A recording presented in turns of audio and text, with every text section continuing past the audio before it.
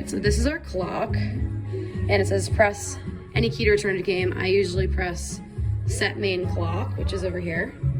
Okay, and it's gonna pop up this on the screen. Up here, it'll turn into the same situation. And then all you do is make sure set main clock, it'll hit it again.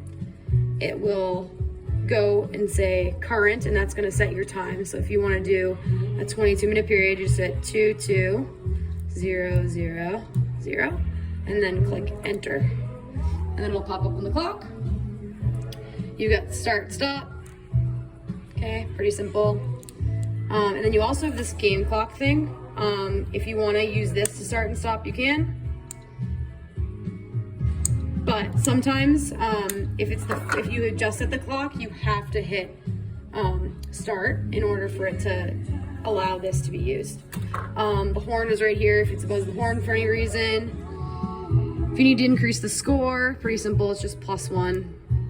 It'll increase the score for the home team. If you need to take away a score, it's minus score 1, shots on goal and all that we don't need. And you have home and guest over here. It'll come up as home and guest on the screen.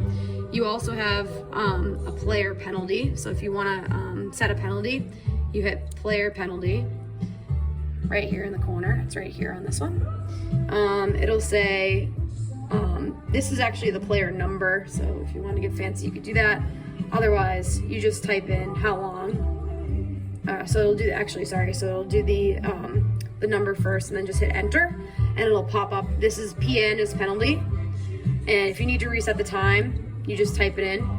So if you wanted a 1-minute penalty instead, you do that, you press enter, and it'll show up on the clock up there. Okay, and then it'll start simultaneously when you hit start. So I just hit start, and the penalty is going down. If you need to clear the penalty, you just click delete penalty,